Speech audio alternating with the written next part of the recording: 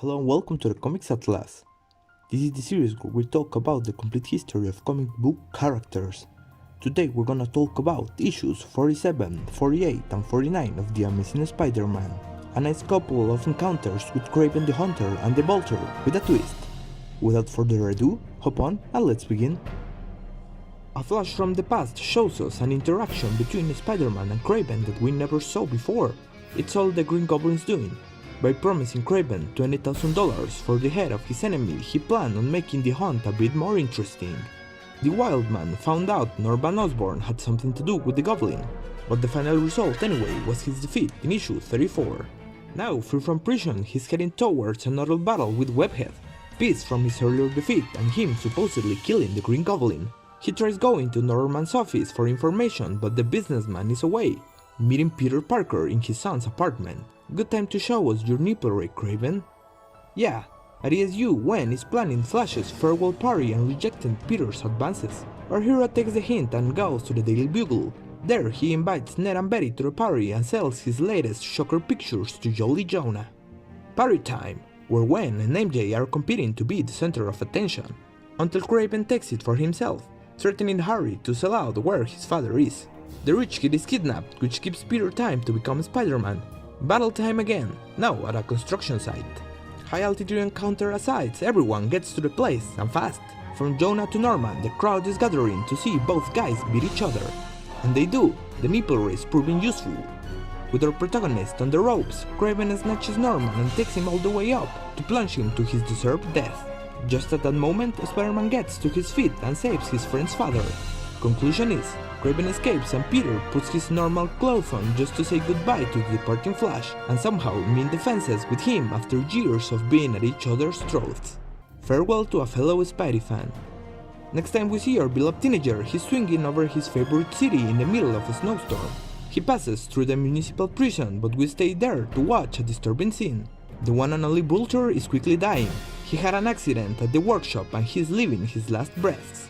His last wish is to see his prison mate Blacky Drago and tell him the location of his last spare Vulture wings. Drago listens and then reveals he was the one who caused the accident. With his last breath, the original Vulture curses his executioner and seemingly dies remembering his battles against Spider-Man. Blacky then makes a daring escape aiming for the wings, which he finds.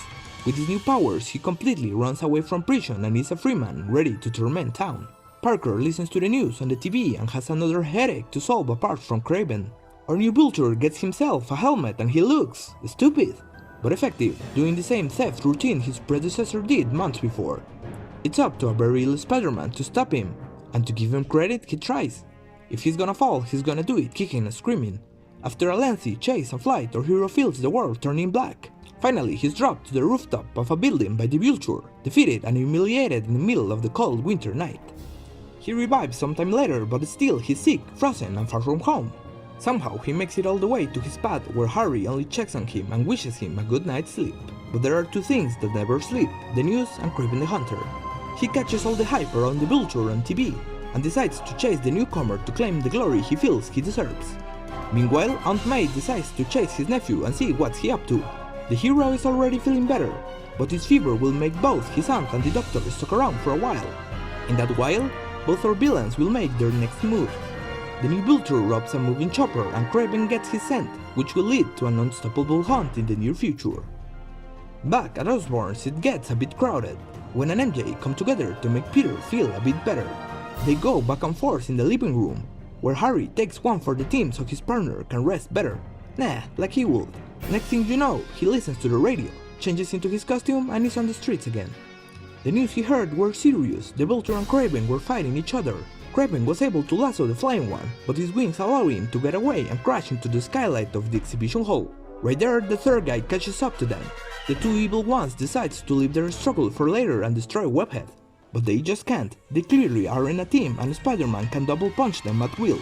In the end, the Vulture is neutralized by Kraven's own nipple rays and the Hunter is simply out-wrestled by our hero.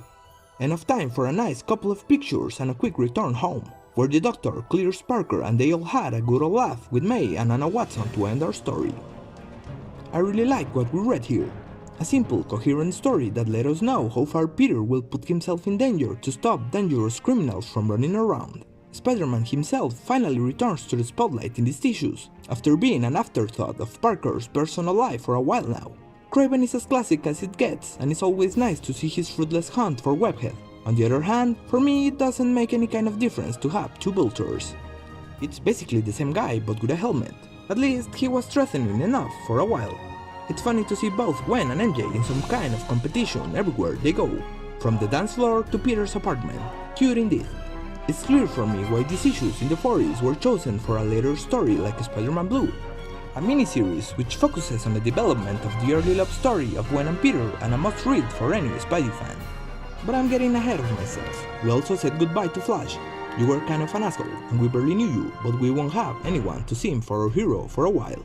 All in all, pretty darn good. Go check them by yourself, now. Anyway guys, that's it for today. Don't forget to leave your like, share and subscribe down below.